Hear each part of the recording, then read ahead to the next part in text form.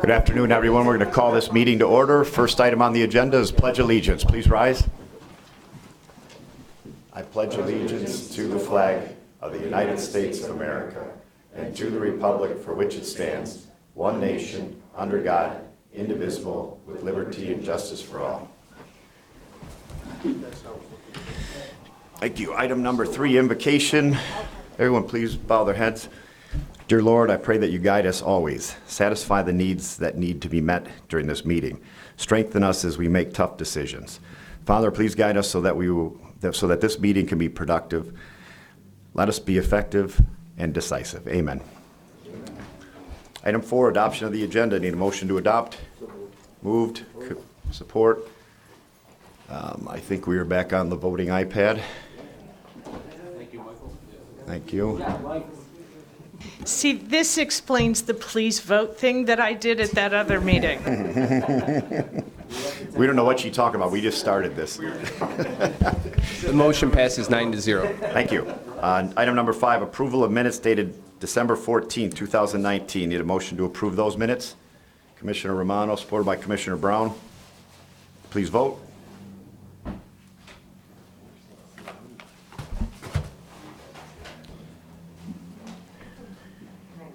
The motion passes 10-0. Thank you. Item number 6, public participation. Any members of the public wishing to speak? You have 5 minutes related to items on the agenda. Any members of the public? Seeing no members of the public, we'll close public participation. Item 7, we don't have any correspondence from the executive's office today. Item number 8, presentations.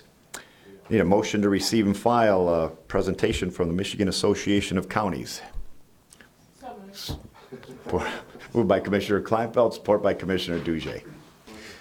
Steve? All right. Thank you, everyone. Appreciate the time here today. My name's Steve Curry. I'm the Executive Director of the Michigan Association of Counties. One of my roles as Executive Director is to go around the state and kind of update county commissioners on what's going on in Lansing and with our association. So I appreciate the time here today. I brought with me Dina Bosworth, who'll talk a little bit about legislative issues that we are working on and will continue to work on. And I do have a slide presentation. Usually it takes us about an hour if we move quickly, so bear with it. No, I'm just kidding. It'll take us about 15 minutes. Kind of looked at everyone's face. So it was kind of funny. No, we'll move quickly. Feel free to interrupt with any questions as we move along if you feel comfortable with that, or if you want to wait till the end, that's fine too. So first up, www.mycountymatters.org is a website we put together a few years ago to help us and you folks explain to the general public what counties do. What we found, especially in this age of term limits with the legislatures, when people are coming in the office, they don't always understand everything that involves county government. So that's what this website helps to do, is explain county government, the different areas that you guys are responsible for. There's also a lot of data on there, statistics, county to county comparisons, things like that. So I encourage you to check out the website. If you're going to speak to like a school group or a Rotary group or something, we do have flyers available at no charge. We can mail them out to you. Just let us know and we'll be happy to do that. We also have a county commissioners forum that was designed a few years ago. The intent of the forum is to kind of give county commissioners the ability to interact with other county commissioners across the state without having to meet in person. That's one of the top feedbacks we get from our conferences, is that county commissioners love to interact with each other and hear about what's going on in different parts of the state. So this is a way to do that virtually. All you need to do is register at that website and you'll see different topic areas. You can ask questions, answer questions, or just scroll through and see what information's on there. So this is a little bit about MAC. We have a board of 16 members that are elected by our membership, 2 seats from each of the 6 regions to ensure broad representation. They usually meet at least 4 times a year. And this August, we will be having a few seats opening up for either re-election or open seats. So that's be in August of 2020. So this is your current MAC leadership. Of course, Commissioner Kleinfeld is the president of MAC right now from Macomb County. We have Phil Kyers is first vice president from Ottawa County, Stan Ponstein, second vice president from Kent County, and Ken Borton is our immediate past president from Otsego County. Just some county statistics here. We have 83 counties, of course, in the state of Michigan. Counties employ more than 33,000 people across the state. And if we look at the last EIG report, 60 of the 83 counties are actually getting smaller.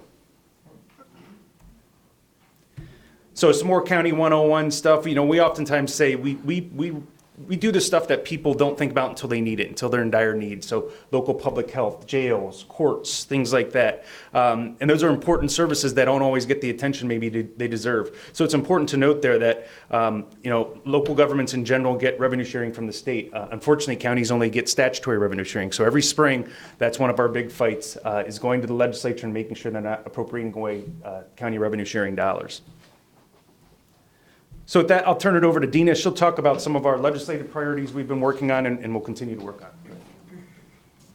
Great. Thank you. Again, Dina Bosworth, Director of Governmental Affairs for the Michigan Association of Counties. I'm going to go through some of the things that have been happening in Lansing, but again, please feel free to interrupt me and ask any questions as I go through it. This slide just talks about what our state priorities are, and they're, issues that affect pretty much every county in the state of Michigan. So local government finance reform, we'll talk a little bit more about that. Juvenile justice, this was more of a raise the age issue that we worked very, very hard on this past year to ensure that there was adequate funding to support that policy change. Lengthening county commissioner terms, we'll talk all about that. Stable funding for the court systems, or jails, property tax exemptions, this Michigan tax tribunal issues, dark stores, I'll go into that a little bit in a few minutes, and then obviously infrastructure. So we'll start with the 2020 budget, which was quite the debacle this year.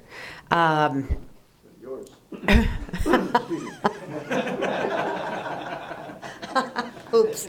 It was, though. It was terrible in Lansing. It finally got finished yesterday. But I mean, we were in a position where the legislature and the governor weren't really getting along. They weren't on the same page. They weren't negotiating. And so it really got down to the wire, and the legislature put a budget in front of the governor that really didn't have her input on. And she made it known that she was not very happy with it. She convened the administrative board and moved money around in many of the budgets. Which is something that, Engler tried to do once but didn't actually follow through on it. So it was pretty unprecedented for her to do this. And then it was just line item veto that was devastating for counties across the state. So we've been struggling with that, trying to figure out how, to get all of those line items back in the budget. There were things like PILT payments, so payment in lieu of taxes, which really affects our northern counties drastically. There were county jail reimbursement dollars, secondary road patrol dollars that were vetoed. And I think her everybody knows this. She did this to bring the legislature back to the table to negotiate it. Where is it going to hurt the most? Well, it actually hurt counties around the state quite a bit. They finally came to an agreement, luckily, before they left for Christmas break. So just this past week, they moved the last of the supplemental budgets out and put it on the governor's desk. They agreed that, they would get the budget done by July 1st every year, which is good for everyone in this room, so that we know what to count on going forward, not necessarily wait until the last minute. And then they also agreed to give the legislature basically some veto power over her administrative board powers, so her moving money around in each of the budgets. So they finally got all that done. All of that is restored, and now we're going to move forward. They didn't fund certain things like Pure Michigan, so that's still hanging out there. There's still the road funding issue that's still hanging out there, but they're going to do another supplemental in January. So back to our priorities. So local government finance reform is obviously a huge priority for us. I'm going to mention really quick, I forgot on the budget slide, just in the past 2 weeks, the local community stabilization authority sent out $10 million to counties across the state to help cover the costs for public health. The state is responsible to pay 50% of the cost of your public health department, and they never actually meet that in the appropriations process.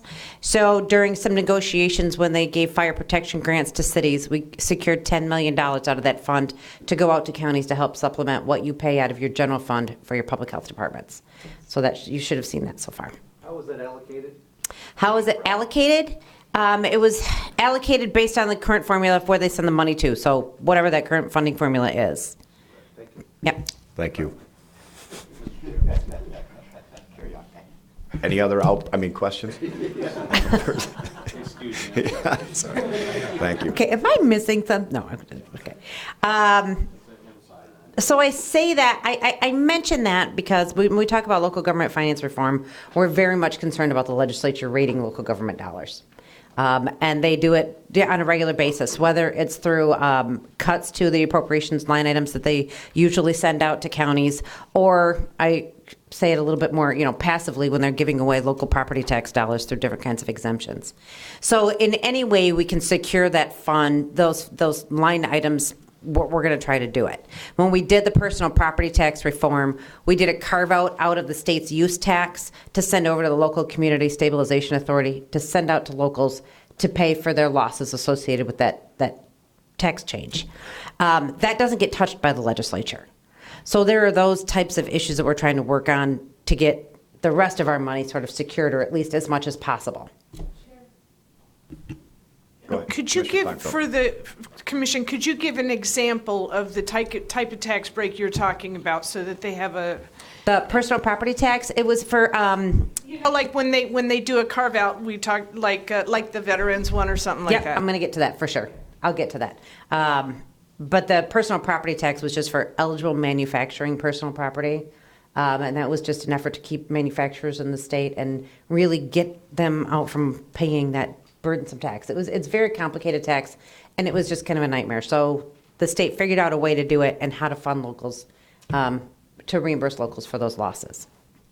But it's things like that. So we're looking for, perhaps a revenue sharing trust fund where they can't touch it, unless they actually take a vote to take the money away. Those are the types of things that we're seeking to do for counties. 4-year county commissioner terms. That is currently tied up in the legislature. I apologize. We had bills put in on both the House and the Senate side. I don't think anybody is against the policy of it, but right now we're stuck in the middle of a debate on whether or not that 4-year term will be on a gubernatorial election cycle or a presidential election cycle. And, Commissioner you can Dujay, read between the lines. I don't have any speakers on this list, so you can use this, but go ahead. Oh, okay, I'm sorry. Regarding that, the cycle is one thing. How would that apply to Macomb County since we're a charter county? Exactly the same.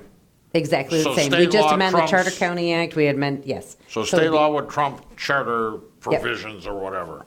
Okay, that's what I want to know. Thank you. Thought we were told different. Anybody else? Thank you. So again, just kind of stuck between, if it's gubernatorial election cycle or presidential election cycle.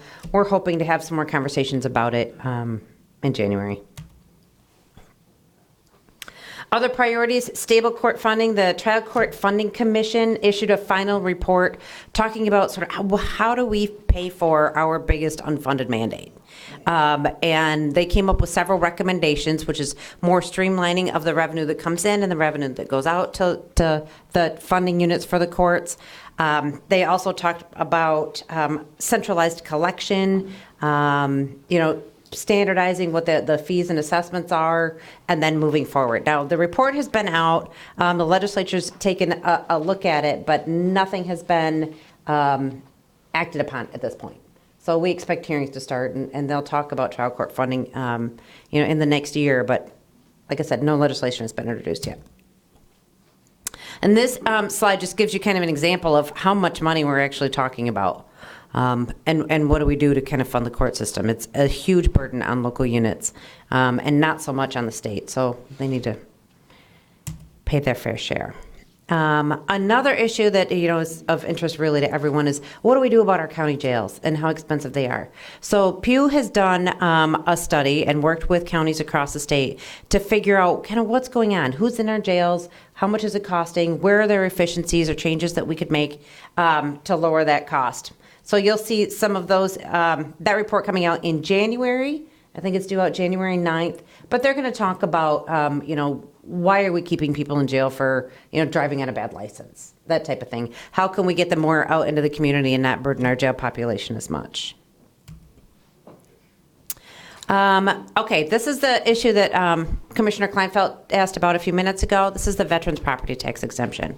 And as you know, 100% disabled veterans are eligible for a complete property tax exemption.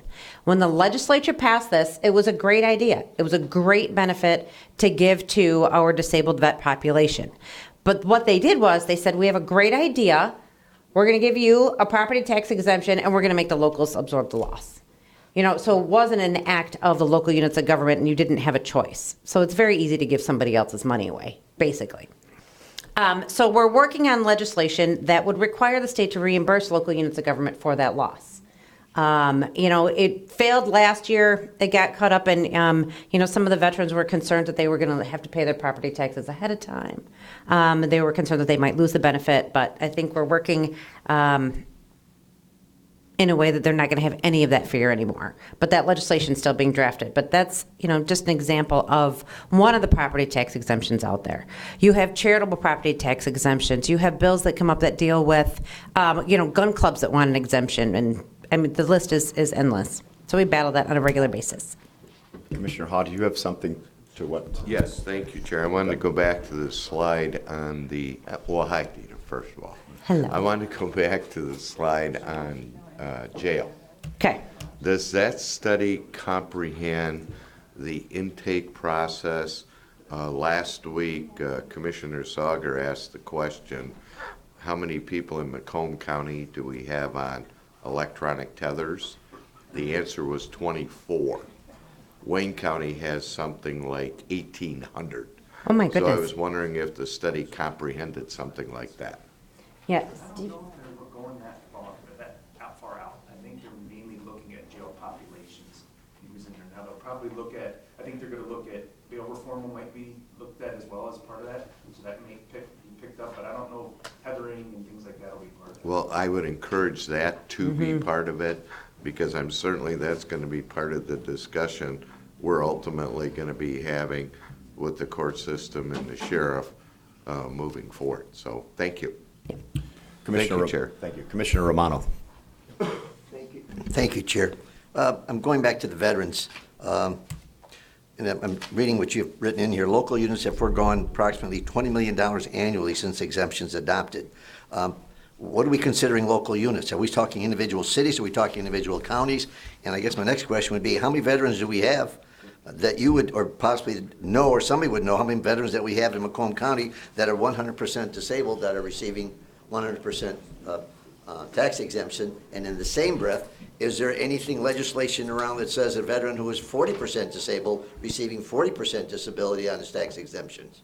You're up. Okay, couple of things. One, I don't know how many are in Macomb County. I can't give you that. The $20 million annually is cities, villages, townships, and counties. You're encompassing them all together then? Yes. So it could be $10,000 here in Macomb County and $200,000 in another county? It could be, yes, go ahead. absolutely. And I think it's primarily disproportionate in your, like the lakeshore property.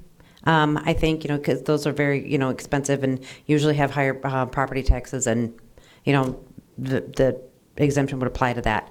I don't know if that was necessarily, the intention of the legislation. So some of the things that they're looking at when they're changing it is, number one, having the state reimburse local units for their loss, but also expand this out to those disabled veterans who happen to be renting a home as opposed to owning their own home, and then giving them some sort of financial break on that as well. So. And the third one was, is there any legislation around for the Partially disabled? Yeah, partial disabled? No. Thank you. You're welcome. Thanks, Chair. Thank you. Commissioner Kleinfeld. Okay, just briefly, the reason why that one is important is it's just an example of, on a regular basis, how the legislature, somebody in the legislature will get an idea about giving a particular group of people a tax exemption, and every time they do that, it's us that loses the money, not the state. And so Mac is saying those are all great things, but they start to add up after a while. Like she said, there are several organizations that are seeking these exemptions for one reason or another, and they start to add up after a while. So I just wanted to mention that, because we all agree that disabled vets should be getting the break. That's not the issue. And then the other thing is, with regard to the vets, does it have anything to do with income? No. So you could be a multimillionaire, like she said, in a $5 million mansion. Come on, Frank. No. No, it actually is. All over the Sorry, state. I can't accept that. Go ahead. You I'm can't sorry. accept it, but that's the case, right? Yes, it is. So is it 100% exemption? Yes. So you can have somebody living in one of those $8 million homes down on Lake Shore getting 100% tax exemption, And he's totally disabled. Go ahead. and he's totally disabled. Yes, Could have he's made a lot of totally money in the disabled, market. but that doesn't mean that situation doesn't exist. It's more safeguarding our money, saying, these are great ideas, but you have to reimburse us if you're going to do that. It is. It's just, what we're seeking to do is just have the financial burden put on the state and to reimburse local units of government. Yeah, not engaging in any kind of policy change on that whatsoever, just reimbursement for locals. Okay, tax tribunal, this is that dark stores issue that we've been talking about for many, many years. Currently the Michigan Tax Tribunal is again looking at the Menards versus Escanaba case, and we're waiting for a final ruling on that. But, as we stand here, we're still working on several policy changes in the legislature. There's 2 bills in the House and 2 bills in the Senate, again, to address this issue, which would require, valuation of using all 3 valuation practices in order to determine the value of a big box store or a property. I'm talking like a Home Depot, Lowe's, Walmart, those types of buildings. And then also preventing the use of deed restrictions when you're determining the value. And the easiest way for me to describe this is you have, let's say you have a Walmart, here on a prime commercial real estate, and then they decide they want to put a super Walmart in there with more groceries a mile away. They will close this Walmart here when they move into this one, but this is for sale with deed restrictions on it that say you can't sell, food, you can't sell lawn and garden equipment, you can't sell, cards and greeting cards. So really you can't use it for that same commercial purpose. And then they say, okay, well, I sold it to a church, but it was pennies on the dollar. So that value now should be considered when you're you're assessing the value on the new store. And so we're saying that you shouldn't actually have that practice. So I expect that legislation, to maybe get some hearings in the beginning of the year. Infrastructure, big issue. MAC absolutely supports, more money and effort going into infrastructure. We think it's more of a, how do we allocate the funds that we already have toward infrastructure, and then what is it going to look like if you raise additional revenue? We did not take a position on the governor's 45-cent gas tax increase. We did say that additional revenue for roads is absolutely necessary, and are just keeping that conversation going. There was a road policy or a road package introduced, and this gives this would give counties the option of putting on the ballot a local gas tax and a local registration fee. And then that money would then be kept within that county to be spent on those roads. Distribution would be based on the local road agencies and the county, 50% based on population, 50% based on road miles. That legislation has been talked about and work grouped a little bit. It's very, very complicated. And so we're kind of up in the air right now as to if they move forward or not. You've got a lot of gas station owners who are opposed to it. Road commissions, this one doesn't necessarily apply to Macomb, but we had a statutory, okay, drawing a blank. Sunset, thank you. Sunset of January 1st, 2020 for a county's ability to absorb their local road commission. That legislation has now moved all the way through the process, and we're just waiting on the Senate to vote to remove that sunset. They just have to concur in the House's amendment. Commissioner Hall, I can understand why you can't remember sunset with all the clouds we have here. All right. Commissioner Hall? Thanks, Chairman. We had a presentation by Senator Lucido on his proposals, I think they're his, on how to revise PA 51. Have you looked at any of that yet? No, I have not. And I think that if that happens, that's going to be a very long discussion. But no, I don't think anybody's really been brought into the room to discuss how that would work or, exactly what it would be. The interested parties haven't really battled that out yet. Yeah, as best I can recall, it was 20 years when I was there, so I think a long discussion Been a long time. is going Absolutely, to happen. it's been a long time. Thanks. Thanks, Chairman. Thank you.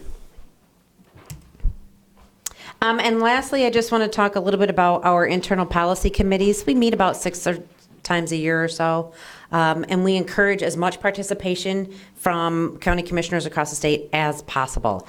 And I would really stress that, your participation would be extremely helpful.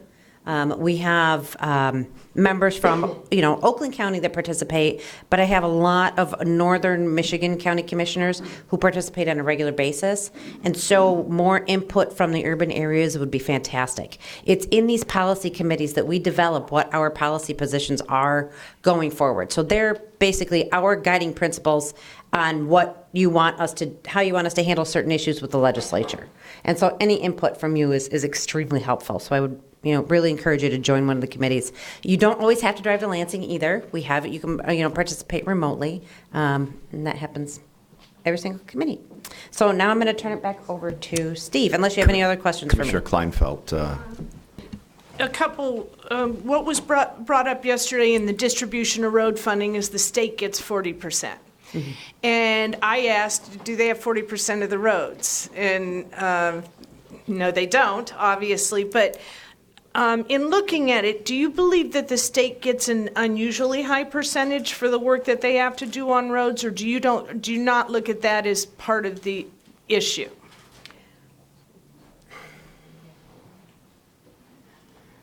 I don't know. I mean, it just depends on who owns it, how bad a shape that they're in. Are you including bridges in that? Are you not including bridges in that? I think it all factors in. So. Okay, and since I don't have an opinion on that, and our policy committees have not really weighed in on whether the state gets too much money or not. Okay, and I asked Dina to come because Steve comes and he talks about MAC and what MAC does, but Commissioner Carabelli, who's not here, he has been asking for the legislative report that MAC gives, when I go to their meetings, and I wanted our board to hear the legislative report, not just what MAC does, so that they have an idea as to what we do at our meetings, number one, what the committees do, and also get an understanding that MAC is sometimes involved at the inception of bills.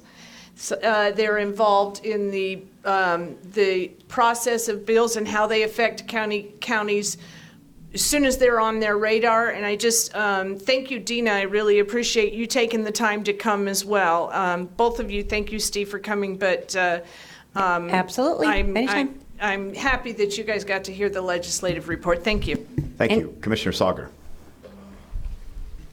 Yeah, what is MAC's position on all these weights and measures we had in the state a few years back, and then they got closed up with these heavy truckloads and all? What is their position on ever bringing them back or just letting it go? I don't remember what our platform, it has something in there about heavy trucks, and we can get you that later, but I don't remember off the top of my head what the platform is. Well, how you can get it back to me is somebody pushing to reinstitute it again. They were closed up by a governor many years ago, and maybe it was a financial thing. But that's what's helping to ruin our roads, and you know that yourself. And without no weights and measures on these big rigs coming down, they'll keep on doing what we're doing. So, I don't know if we're ever going to talk about it, but it's something to think about. Yeah, we've absolutely heard that that's a problem. Okay. Weight restrictions are something they want to talk about, so. Commissioner Drollet. Thank you, and good to see you again, Dina. You touched on this a little earlier about the vetoes and restored funds. The two funds that we cared about were the jail reimbursement, right, and the road patrols. Mm-hmm. They were restored in their entireties, and yes. It's already a part of the agreement. It's a done deal, right? It's a done deal. Okay, great. And thank you. Is there any change in this year's 4-year terms for county commissioners compared to previous years? It seems to me, and I could be wrong about this, that it's always sort of been out there, but it's never anything that moves. So is it just sort of a legacy thing that the MAC is always doing, but never? No, it's actually kind of exciting now. Okay. They moved it out. I'm sorry.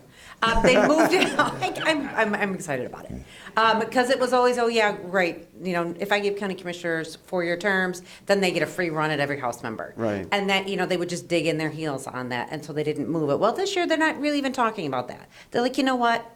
2 years is not long enough. There's a lot of education that has to happen. And there's a lot of, valuable input if you're there longer. So it moved out of the House Elections Committee unanimously. Now we have a two-committee process in the House now, so it goes through their initial committees, and then it goes through the Ways and Means Committee, unless it's, there are a few exceptions. But it got out of the House Elections Committee unanimously. And I've got them introduced in both the House and the Senate, so it's looking pretty good. Oh, okay, great. Thank you very much. Thank you, Mr. Chair. Absolutely.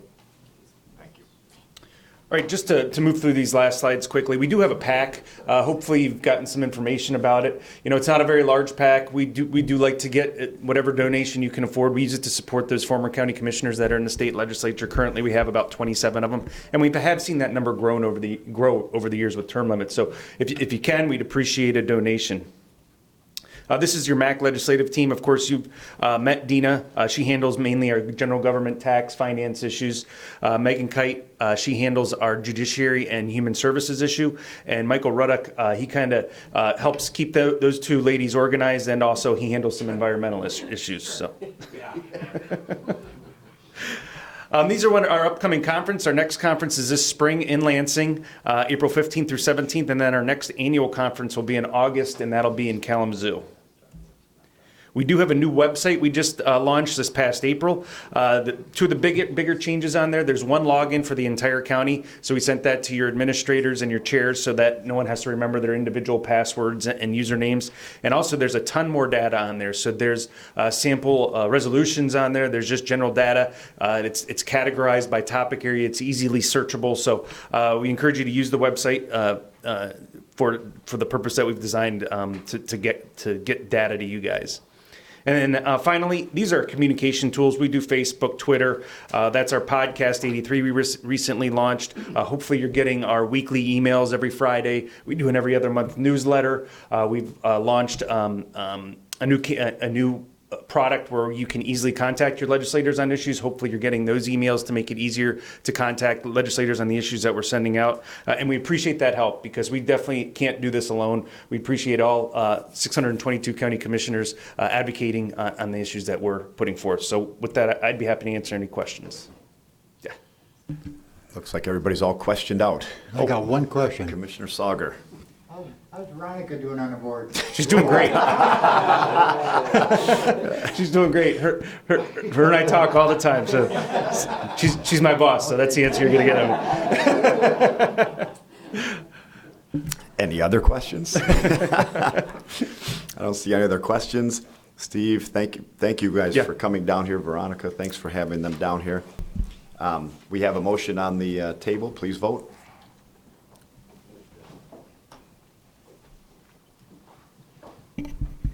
The motion passes 10-0. Thank you. Thank you. Thank you again. Item number 9, department recommendations. Waive to government oversight by committee chair. We have Andy, we have a motion to approve the Macomb County Professional Deputy Sheriff's Association collective bargaining agreement effective January 1st, 2020 through December 31st, 2022. Can I get a motion first on that? Commissioner Hall, supported by Commissioner Sauger. Hi, Andy, would you like to run us through this real quick, please? Thank you, ladies and gentlemen of the commission. I would like to really thank Crystal again for getting us on these agendas. We've been negotiating fast and furious, trying to get all these in before January 1st, because as we know, Public Act 54 attaches as of January 1st, and our employees would have to start paying some measure of their health insurance and wouldn't receive any increases. The Macomb County Deputy Sheriff's Association are our corrections deputies. I don't know how many of you have been in our jail, but being in the jail is an incredibly difficult job. We want to make sure that we're working with them to try to honor them, try to make it so that they earn a fair and decent living and can provide for their families. I'm happy that we entered into this agreement with them. They were very appreciative of what had happened through class and comp, and they were very appreciative of this proposal as well. It sticks with the 2% per year that we had budgeted in 2021 and 22. Great. Oops, I don't know if I have any speakers. Oh, Commissioner Drolet. Thank you, Mr. Chair. Thank you, Mr. McKinnon. I probably should know this, but what you mentioned at the beginning about a deadline or something happens with their health care, I don't understand that. Absolutely. In 2012, the Michigan legislature put into effect Public Act 54. I think it might have been in 2011 and it was effective 2012. What happened there was if you have a collective bargaining agreement that's expiring and you don't come to a new agreement, the cost of those employees cannot exceed the cost of the employees from the former collective bargaining agreement. So the next day, from December 31st to January 1st, most of the time, you'll have a health insurance increase, which we had a 1.7% increase this year going into 2020. People will take steps up, in their pay grades. So increment steps, those get frozen. Longevity gets frozen. Anything else that would cost more money, vision, dental, anything that would cost more money, gets frozen as of December 31st. And it stays frozen until you come to a new collective bargaining agreement. So I can understand how the potentially overall budget for that sheriffs might get frozen by that law, but how can you freeze a healthcare cost if it's being imposed by a healthcare company? We can't freeze the healthcare cost. What we have to do then is start taking money out of our employees' paychecks to pay the increase. I see. And we're statutorily authorized to deduct that funding. And I can't think of anything more irritating than somebody just starting to take money out of my paycheck that I have no ability to stop. So, And it happens to us all the time, unfortunately. Wow. But we don't want more of it, that's for sure. and I don't want my employer doing it. Right. Theoretically, there's representation at the federal level or the state level when it comes to taxation. Mm-hmm. But this is just simply my employer taking it to pay my employer's health care costs. Mm-hmm. I don't like the idea of that. I think it sets up for a real bad Environment. relationship. I mean, we don't have any ability to not do that, but we're the ones doing it, and you can't get around the fact that we're the ones doing it to them. So the fact that you guys have been so flexible, and that's why I keep thanking Crystal, the fact that you guys have been so flexible to get us done so we can get this done and we don't have to do that with our employees is greatly appreciated. So thank you. Okay. And just, you've already characterized, this is, what is the increases, or what are the major changes between the contract here and the previous contract? It's a 2% increase per year for the year 2020, 2021, and 2022. Okay. That's the major difference. There's is there a signing bonus or a one-time? Not with the corrections deputies. Okay. Because there are no red circled individuals in the corrections deputies. Okay. So they're all just getting the 2%. Gotcha. Okay, thank you very much. Thank you, Mr. very Chair. much, Commissioner. Thank you. Commissioner Hall. Thank you, Mr. Chair. And Andrew, and thank you for bringing this timely. You had mentioned correction officers. Does that include the blue coats that work in the buildings around here? It does not include the blue coats. The blue coats are They're going to be thrilled to hear that. Pardon me? They'll be thrilled to hear that. The guys that are protecting us. The blue coats, I don't believe, are organized. They are non-union employees, and we did give them, through the class and comp study, a not insignificant increase. They had not received an increase in many years, and I won't get into the amount of money that we pay them. That's fine. But they are generally retirees who are not doing it for the money, because you certainly couldn't make a living making what we pay them. And they're part-time employees, so that's something we should be very grateful for, that we have those by and large, retired law enforcement folks down there. Thank you. Thank you, Mr. Chair. Thank you, Harold. Commissioner Sauger. Yeah, just to respond to Harold, most of them are retired deputies. Yes. And they already got a pension, they already got a retirement, they can get no more benefits from the county. They're just working here part-time and they're enjoying it. My next question is, did the correctional officers get their body cams yet? Or I know they're going to be getting the body cams, aren't they? I'm sorry, Commissioner Sauger, I don't know about the body cams, but I will get back to you on the body cams. Okay, I heard they're proposing it, and that'll cut down on almost all these lawsuits we got going on. Okay? I appreciate that. Thank you. Thank you. I don't have any other speakers, but I just have one question. Yes. You mentioned something about the board having to vote on this, and I think, was it Public Act 54? Yes. Does it need to be agreed to by the end of the year, or the board has to actually confirm it by the end of the year? So we're actually having those discussions in our office right now. My understanding is that in the past, if the unions have ratified it by the end of the year, even if the board hasn't had an opportunity to approve it or deny it, we will not pass on the health insurance cost at that point. But what we cannot also do is to pay any increases in any negotiated increases in compensation, and there's no retroactivity. That's another piece of Public Act 54. So we would have to wait for the board to reconvene in January to approve whatever it would be in January, and then those increases, if approved, wouldn't go into effect until the next check after the board meeting. So it's a little bit of both, Commissioner, if that makes sense. It does, yep. We could always, when it comes to the healthcare, let's for purposes of example say that we came and it was turned down. We could always recoup the healthcare cost moving forward. Sure. That's why I make a distinction between the healthcare and the wages. The wages have to wait because we can't go back and recoup those wages. Great. Thank you. I don't have any other speakers, so we have a motion on the floor. Please vote.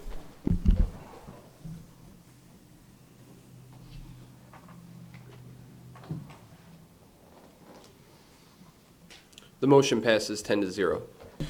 Thank you. I have item 9B, also waived by Government Oversight Committee Chair, collective bargaining agreement. I need for the Building Trades Association. Can I get a motion to approve the Building Trades Association collective bargaining agreement from January 1st, 2020 through December 31st, 2022? Commissioner Leonetti, supported by Commissioner Duge. Andrew? Thank you again, Commissioner Smith. Ladies and gentlemen of the commission, this group also, you know, is a group of individuals who do a lot of important work here in the county.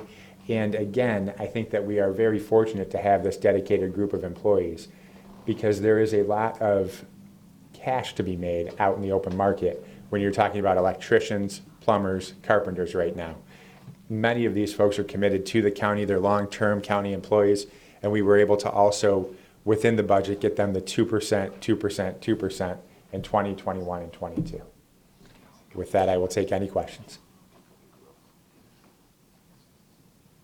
Commissioner Kleinfeld. Thank you, Chair. I understand that there were some difficult negotiations with this group and disagreements about the different types of jobs. Did we follow the compensation study with regard to all the positions with this group? So I was fortunate to have Brian Jacks negotiate this agreement for me. He sat in through that whole process and he did a phenomenal job.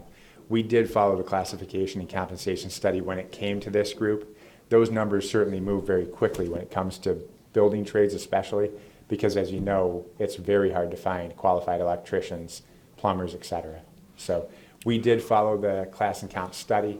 Our skilled trades across the board now are pretty much at the same pay grade. So whether it be a mechanic at the roads department, electrician here, whatever that might be, an electrician at the roads department, those skilled trades are primarily at the same pay grade.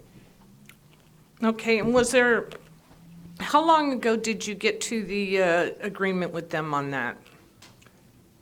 The initial... The finalized, This most yeah. current agreement? Oh, Yeah. man. A week ago? I think it was last Monday, so a week ago Monday. Okay, so there's been some movement in the last month or so anyway, of some kind. I don't need to even know what it is. There was an agreement within the last 2 weeks. Okay, Yep. thank you. Yeah. Thank you. I don't have any other speakers, so we have a motion on the floor. Please vote.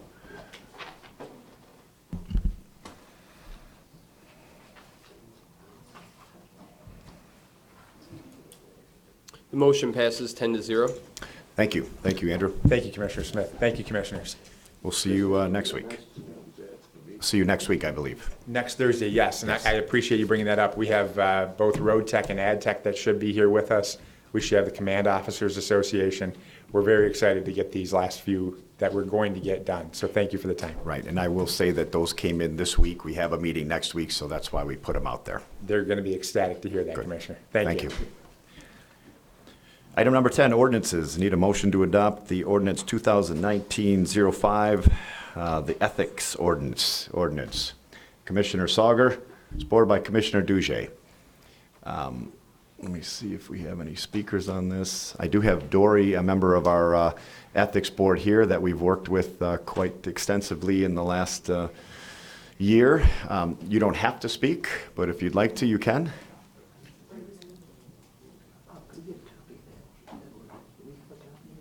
Yes.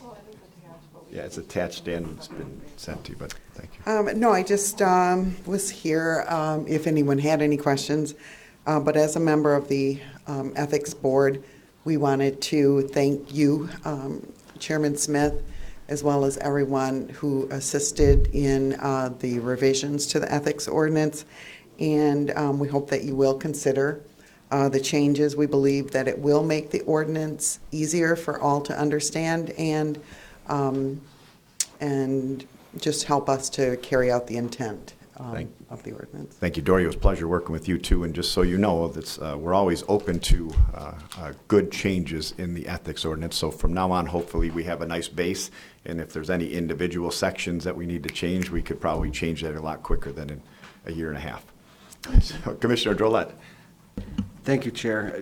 And thank you very much, by the way, for the work you do on the Ethics Board. I realize you're not raking in the cash, in that position. And instead, it's a voluntary contribution to the community. So, very much appreciate that. Thank you. Thank you. Would you be able to characterize what you think are the most substantial changes in this ordinance before us compared to what's in the past? Pretty succinctly, or no? I didn't bring, I really haven't even seen the finished product. I just know what we worked on. There was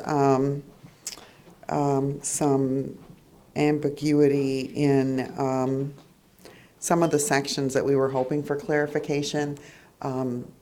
And I know that we got it, but you're unclear on the clarifications. Well, I'll tell you remember this, now. if you don't mind. Yes, please. Some of, your chairman had a lot of issues with, a lot of different parts, and I don't remember exactly, but every one of them we sent to either the Shapka Corporation Council or Frank Krisha to get answers for him. Most of the revisions came from other departments requesting they be revised or looked at to see if they should be revised. And everything that John Shapka and Frank Krisha said could and should be done, we did. A lot of it was wording and trying to really just condense, and I know Commissioner Kleinfeld will beg to differ with, but we did condense comparatively speaking. You should have seen John Shapka's version before Frank Krisha got to it. It did condense from there. So, a lot of them were, I would say, tweaks in the language, to be honest with you. It's amazing it took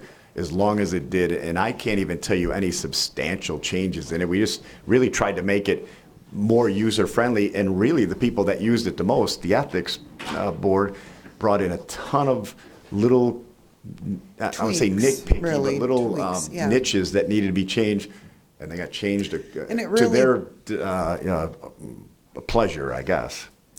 I know, I remember having some difficulty when we were busy last year and the year before, meeting some of the restrictions that we had on how soon things had to be turned over, as far as when it was, when someone contacted us, and then strictly within 30 days, I think, without, much elbow room there or whatever to give us to thoughtfully consider evidence that was brought before And us. since Commissioner Drolet's had the red line of version of this since October or earlier than that, I'm sure you know a few of the revisions yourself from reading through it. Well, you just described to me, the whole document was streamlined by giving it to a set of attorneys who tripled the size of the document. It did not And now triple it's the much size of more the clear and clear, so thank you. Oh, you're welcome.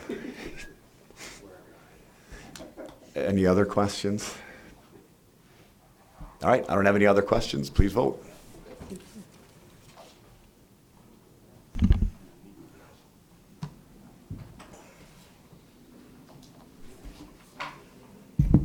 The motion passes 10-0.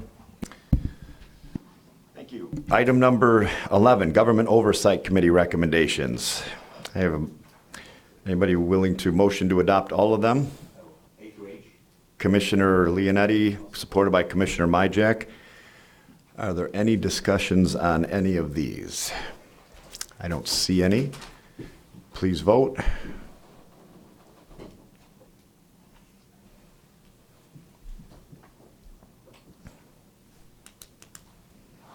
The motion passes 10-0. Thank you. Item 12, Internal Services Committee recommendation. I have A through I. Anybody would make that motion? Commissioner Kraft, supported by Commissioner Duge, the first two I saw. Any comments on any of these? I don't see any comments up here. Please vote.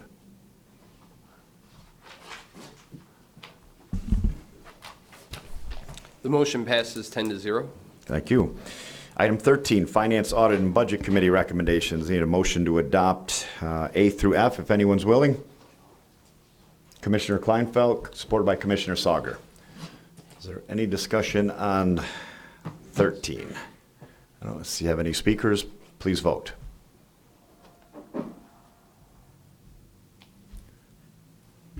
The motion passes 10-0. Thank you. Item 14, Public Services Committee recommendations. Need a motion to adopt one or all of those. Commissioner Haw moves A through F, supported by Commissioner Drollet.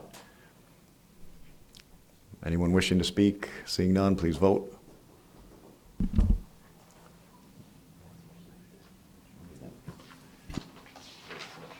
The motion passes 10-0. Thank you. Item number 15, Records and Public Safety Committee recommendations. And a motion to adopt A through C. Commissioner Leonetti, supported by Commissioner Romano. Any discussion? Please vote.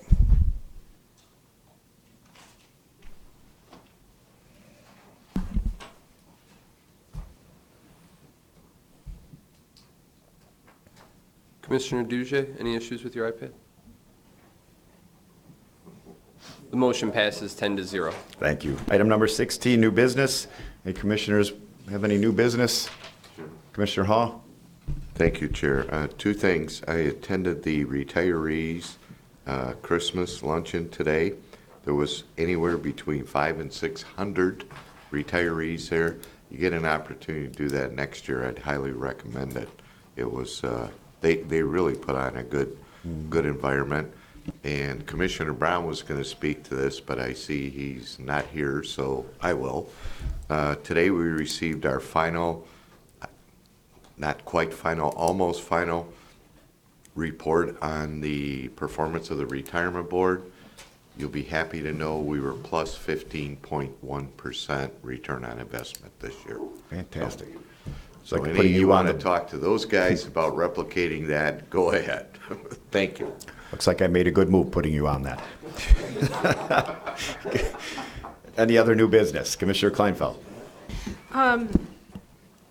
Steve had talked about they changed Max so that we have a single login password for the whole county. And I'm not sure if they sent it to you or if they sent it to the county exec's office or both. But it probably should be disseminated to all department heads as well as board members so we can learn how to go on there.